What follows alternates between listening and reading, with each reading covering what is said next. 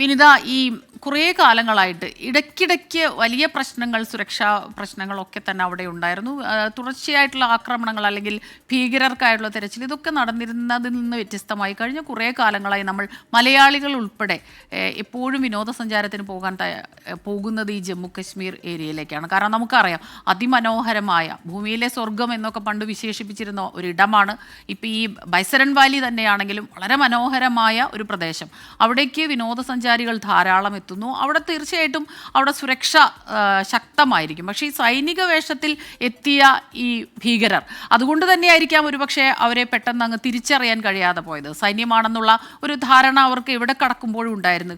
കഴിഞ്ഞ വർഷം നിരോധിച്ച ഒരു സംഘടന കൂടിയാണ് ഈ റെസിസ്റ്റൻസ് ഫ്രണ്ട് എന്ന് പറയുന്നത്. അപ്പോൾ TRF അങ്ങനെ നിരോധിച്ചത് ഇരുന്നതാണെങ്കിൽ പോലും ഈ രീതിയിലുള്ള അവരുടെ ഒരു ഓപ്പറേഷൻ അത് അപ്രതീക്ഷിതമായിരുന്നു. കഴിഞ്ഞ ദിവസമുണ്ടായ ആ ഭീകരാക്രമണം തീർച്ചയായിട്ടും സൈന്യത്തിന് തന്നെ വലിയൊരു സുരക്ഷയെക്കുറിച്ചുള്ളൊരു ഭീഷണി ഉണ്ടാക്കുന്നതാണ്. അപ്പോൾ അതുകൊണ്ട് തന്നെ ഇന്നിപ്പോൾ ആ പ്രദേശം മുഴുവൻ മാത്രമല്ല, രാജ്യമൊന്നാകെ സുരക്ഷ ശക്തമാക്കുന്ന ഒരു സാഹചര്യമുണ്ട്. ഒപ്പം ഉന്നതതല യോഗം അവിടെയും കേന്ദ്ര ആഭ്യന്തരമന്ത്രിയുടെ നേതൃത്വത്തിൽ പെഹൽഗാമിലും ഉന്നതതല യോഗം ചേരുമെന്നുള്ള വിവരങ്ങൾ വരുന്നുണ്ട്. ആ രീതിയിൽ സുരക്ഷ ശക്തമാക്കുന്നതിന് എന്തെല്ലാം നടപടികളാണ് രാജ്യം സ്വീകരിക്കുന്നത്? അതേക്കുറിച്ചുള്ള കൂടുതൽ വിവരങ്ങൾ ലഭിക്കുന്നുണ്ട്.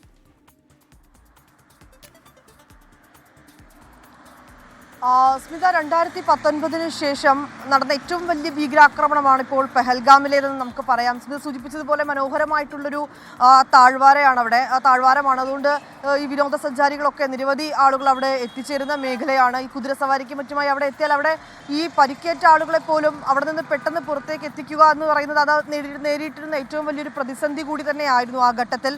ഈ കഴിഞ്ഞ മാസങ്ങളിലൊക്കെയായി ഇവിടുത്തെ ജമ്മു കാശ്മീരിലെ വിവിധ മേഖലകളിലൊക്കെ ഭീകരരും സൈന്യവും തമ്മിലൊക്കെയുള്ള ഏറ്റുമുട്ടലുകൾ ഉണ്ട് എങ്കിൽ പോലും ആ ആക്രമണങ്ങൾ ഒരു സാധാരണ ജനങ്ങളിലേക്ക് എത്തുക അങ്ങനൊരു സാഹചര്യം ഉണ്ടായിരുന്നില്ല. കഴിഞ്ഞ ദിവസങ്ങളിലേക്കടക്കം കൂടുതൽ സുരക്ഷാ സൈന്യത്തെ ഈ വിവിധ മേഖലകളിലേക്കൊക്കെ, ജമ്മു കാശ്മീരിൻ്റെ ഈ പ്രശ്നബാധിത മേഖലകളിലേക്കൊക്കെ തന്നെ എത്തിച്ചിട്ടുണ്ടായിരുന്നു. പക്ഷേ ഈ സാധാരണക്കാർക്ക് നേരെ ഉണ്ടായ ഒരു ഭീകരാക്രമണം അത് ഒരു തരത്തിലും നമ്മൾ പ്രതീക്ഷിക്കാത്തത് തന്നെയാണ്. അതും സൈന്യത്തിൻ്റെ വേഷം ധരിച്ചെത്തുന്ന ഭീകരർ അവർ ആളുകളുമായി അടുത്ത് നിന്ന് സംസാരിക്കുന്നു. ശേഷം ഏറ്റവും ക്ലോസ് റേഞ്ചിൽ നിന്നുകൊണ്ടവർ വെടിയുതിർക്കുന്നു. വലിയ വേദനാജനകമായ ഒരു സാഹചര്യം തന്നെയാണ്. ഈ കഴിഞ്ഞ കേന്ദ്രഭരണ പ്രദേശമായതിനു ശേഷം പിന്നീട് ഈ തെരഞ്ഞെടുപ്പുണ്ടായ പശ്ചാത്തലത്തിലും മന്ത്രിസഭ രൂപീകരിച്ച സമയത്തുമൊക്കെ അത്തരത്തിലേക്കുള്ള വലിയ ആശങ്കകളൊക്കെ ആദ്യഘട്ടത്തിൽ ഉണ്ടായിരുന്നുവെങ്കിലും പൂർണ്ണമായും ജമ്മു കാശ്മീർ പിന്നീട് ഒരു സമാധാനത്തിൻ്റെ അന്തരീക്ഷത്തിൽ തന്നെയായിരുന്നു. എല്ലാ സ്ഥിതിഗതികളും പൂർണ്ണമായും സമാധാനത്തിലേക്ക് മുന്നോട്ട് പോകുന്നൊരു സാഹചര്യം തന്നെയാണ് നമുക്ക് കാണാൻ കഴിഞ്ഞിട്ടുണ്ടായിരുന്നത്. നിരവധി വിനോദസഞ്ചാരികൾ ആ മേഖലകളിലേക്ക് എത്തുന്നു. ഒപ്പം ഈ ടൂറിസത്തിൻ്റെയും മറ്റും ഭാഗമായി സാധാരണക്കാർ, പ്രദേശവാസികളൊക്കെ അങ്ങനെയുള്ളൊരു ഉപജീവനം തേടി മുന്നോട്ട് പോകുന്നൊരു സാഹചര്യം തന്നെയായിരുന്നു ഉണ്ടായിരുന്നത്. ആ പശ്ചാത്തലത്തിൽ കൂടിയാണ് ഇങ്ങനെയൊരു ഭീകരാക്രമണം ഉണ്ടായിരിക്കുന്നത് എന്നുള്ളത് തന്നെയാണ്. അതീവ സുരക്ഷാ ക്രമീകരണങ്ങൾ ജമ്മു കാശ്മീരിലും ഒപ്പം ഡൽഹിയിലെ വിവിധ മേഖലകളിലും ഏർപ്പെടുത്തിയിട്ടുണ്ട്. ഈ കൂടുതൽ വിനോദസഞ്ചാരികളൊക്കെ എത്തുന്ന മേഖലകളിൽ കൃത്യമായിട്ടുള്ള ജാഗ്രതാ നിർദ്ദേശമാണ് നൽകിയിരിക്കുന്നത്. ഈ ബെൻസൺ വാലിയിലടക്കം ഇന്നലെ രാത്രിയോടുകൂടി തന്നെ സൈന്യത്തിൻ്റെയും ഒപ്പം തന്നെ ജമ്മു കാശ്മീർ പോലീസിൻ്റെയും ഒപ്പം ഈ കരസേനയുടെ ഒരു വിക്ടർ ഫോഴ്സ് ഉണ്ട്. ഇങ്ങനെ വിവിധ മേഖലകളിലുള്ള സൈന്യവും വിവിധ മേഖലകളിലുള്ള ഉദ്യോഗസ്ഥരുടെയും ഒക്കെ നേതൃത്വത്തിൽ ഇന്നലെ പ്രത്യേക യോഗമൊക്കെ ചേർന്നിട്ടുണ്ടായിരുന്നു. ഈ യോഗത്തിന് ശേഷമാണ് കൂടുതൽ സുരക്ഷയടക്കം ഒരുക്കിയിരിക്കുന്നത്. ഈ ഭീകരാക്രമണം ഉണ്ടായതിന് തൊട്ട് പിന്നാലെ തന്നെ കേന്ദ്ര ആഭ്യന്തരമന്ത്രി അമിത്ഷാ ശ്രീനഗറിലെത്തി സ്ഥിതിഗതികൾ അദ്ദേഹം വിലയിരുത്തിയിട്ടുണ്ട്. ഒപ്പം കൂടുതൽ ഉദ്യോഗസ്ഥരടക്കം ഈ പ്രശ്നബാധിത മേഖലകളിൽ ഉൾപ്പെടെ അവിടെ വിന്യസിച്ചിരിക്കുകയാണ്. അവരൊക്കെ തന്നെ കൃത്യമായി നിരീക്ഷണം നടത്തുന്നുണ്ട്. ഇന്നലെ രാത്രിയും ഈ ജമ്മു കാശ്മീരിൻ്റെ വിവിധ മേഖലകളിലേക്കൊക്കെ എത്തുന്ന വാഹനങ്ങൾ സൈന്യവും പോലീസും ഒക്കെ കൃത്യമായി പരിശോധിക്കുന്നുണ്ട്. അങ്ങനെ കൂടുതൽ ജാഗ്രതാ നിർദ്ദേശങ്ങളാണ് നൽകിയിരിക്കുന്നത്. ഏറ്റവും വേദനാജനകമായ ഒരു നിമിഷം കൂടിയെന്ന് തന്നെ നമുക്ക് പറയേണ്ടി വരും. ഇന്ന് പ്രധാനമന്ത്രി എത്തിയതിനു ശേഷം മറ്റൊരു ഉന്നതതല യോഗം കൂടി ഉണ്ടാകും. ആ യോഗത്തിന് ശേഷമായിരിക്കും ഇനി എങ്ങനെ സ്ഥിതിഗതികൾ മുന്നോട്ട് കൊണ്ടുപോകണം അടക്കമുള്ള കാര്യങ്ങളിലൊരു തീരുമാനം ഉണ്ടാവുക. സ്മിത, അതുമാത്രമല്ല വിനിത, പ്രധാനമന്ത്രി നരേന്ദ്രമോദി 2 ദിവസത്തെ സന്ദർശനത്തിനാണ് സൗദിയിൽ പോയിരുന്നത്. അദ്ദേഹത്തിൻ്റെ യാത്ര വെട്ടിച്ചുരുക്കി ഇന്നലെ തന്നെ അവിടെ നിന്ന് പുറപ്പെടുന്നു. ഇന്ന് പ്രധാനമന്ത്രി എത്തിയതിനു ശേഷമാകും മറ്റ് കാര്യങ്ങളിൽ തീരുമാനമാകുക. അടിയന്തര യോഗം, ഉന്നതതല യോഗം ചേരുന്നു. ഒപ്പം തന്നെ ഇന്നലെ തന്നെ കേന്ദ്ര ആഭ്യന്തരമന്ത്രി അമിത്ഷാ അങ്ങോട്ടേക്ക് പോയിരുന്നു, ശ്രീനഗറിലെത്തിയിരുന്നു. ഇന്നിപ്പോൾ ഈ സ്ഥലത്തേക്ക് അങ്ങോട്ട് അദ്ദേഹം പെഹൽഗാമിലേക്ക് എത്തുമെന്നാണ് മനസ്സിലാക്കുന്നത്. അപ്പോൾ സുരക്ഷ ശക്തമാക്കുന്നുണ്ട്. അതൊരു വശത്ത്. മറ്റൊരു വശത്ത് നമ്മുടെ സംസ്ഥാനത്ത് പല സംസ്ഥാനങ്ങളിൽ നിന്നുള്ളവരാണ് അവിടെ എത്തിയിരുന്ന വിനോദസഞ്ചാരികൾ. അപ്പോൾ കൊല്ലപ്പെട്ടവരിൽ പലരും ഇവിടെ ഗുജറാത്തിൽ നിന്നുള്ളതുണ്ട്, അതുപോലെ തമിഴ്നാട്, കർണാടക, അങ്ങനെ വിവിധ സംസ്ഥാനങ്ങളിൽ നിന്നുള്ളവരുണ്ട്.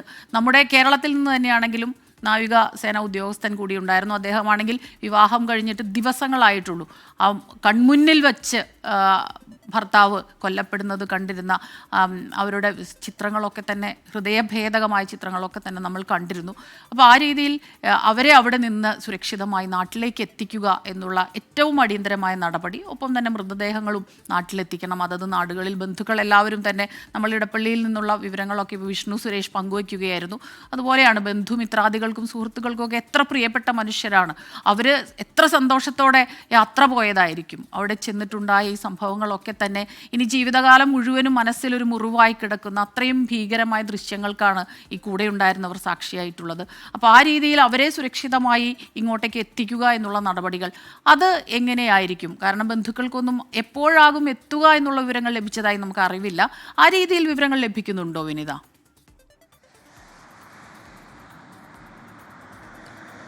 സ്മിത, അത്തരത്തിലേക്കുള്ള വിവരങ്ങളൊക്കെ നമുക്ക് ലഭ്യമായി വരുന്നതേ ഉള്ളൂ. ഇപ്പോൾ ഈ മൃതദേഹങ്ങളൊക്കെ ആശുപത്രിയിലേക്ക് മാറ്റിയിരിക്കുകയാണ്. മറ്റ് നടപടിക്രമങ്ങൾ കൂടി പൂർത്തിയാക്കിയതിനു ശേഷമായിരിക്കും അവരുടെ മറ്റ് സംസ്ഥാനങ്ങളിലേക്ക് അടക്കം എത്തിക്കുന്നത്. അതിനുള്ള എല്ലാ ക്രമീകരണങ്ങളും സർക്കാരിൻ്റെ അടക്കം ഭാഗത്തു നിന്നുണ്ടാകുമെന്ന് തന്നെയാണ് നമുക്ക് അറിയാൻ കഴിയുന്നത്. ഒപ്പം തന്നെ ഇവരുടെ ബന്ധുക്കളുണ്ട്. ഇപ്പോഴും പലരും ഈ ഒരു വലിയ ആഘാതത്തിൽ നിന്ന് ഇപ്പോഴും മോചിതരായിട്ടില്ല. ഇവരെയൊക്കെ കൃത്യമായി അവരവരുടെ നാടുകളിലേക്ക് എത്തിക്കേണ്ടതായിട്ടുണ്ട്.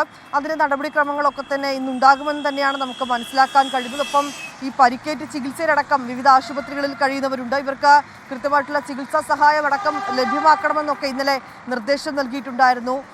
UAE-യിൽ നിന്നുള്ള വിനോദസഞ്ചാരി, നേപ്പാളിൽ നിന്നുള്ള വിനോദസഞ്ചാരി അടക്കം 28 പേരാണ് കൊല്ലപ്പെട്ടത്. അതിൽ ഒരു മലയാളിയുമുണ്ട്, സ്മിത സൂചിപ്പിച്ചതുപോലെ. ഒപ്പം ആസാം, ഹരിയാന, ഇങ്ങനെ വിവിധ സംസ്ഥാനങ്ങളിൽ നിന്നുള്ള വിനോദസഞ്ചാരികളാണ് അവിടെ എത്തിയിട്ടുണ്ടായിരുന്നത്. 28 പേരുടെ മരണമാണിപ്പോൾ സ്ഥിരീകരിച്ചിരിക്കുന്നത്. നിരവധി പേർക്ക് പരിക്കേറ്റിട്ടുണ്ട്. ഇപ്പോൾ നിലവിലെ സാഹചര്യം ഇതാണ്. ഇനി മറ്റ് നടപടിക്രമങ്ങൾ കൂടി പൂർത്തിയാക്കിയതിനു ശേഷമായിരിക്കും ഇവരുടെ മൃതദേഹങ്ങൾ വീടുകളിലേക്ക്, നാടുകളിലേക്കൊക്കെ തന്നെ എത്തുക. അതിനുള്ള നടപടിക്രമങ്ങളൊക്കെ ഇന്ന് ഉണ്ടാകുമെന്ന് തന്നെയാണ് നമുക്ക് മനസ്സിലാക്കാൻ കഴിയുന്നത്. വിനിത വിജയാണ് വിവരങ്ങൾ നൽകിക്കൊണ്ടിരിക്കുന്നത് ഡൽഹിയിൽ നിന്ന്. ഒപ്പം വിഷ്ണു സുരേഷ് ഇടപ്പള്ളിയിൽ നിന്ന് ഇന്നലെ കൊല്ലപ്പെട്ട രാമചന്ദ്രന്റെ വസതിയിൽ നിന്നും.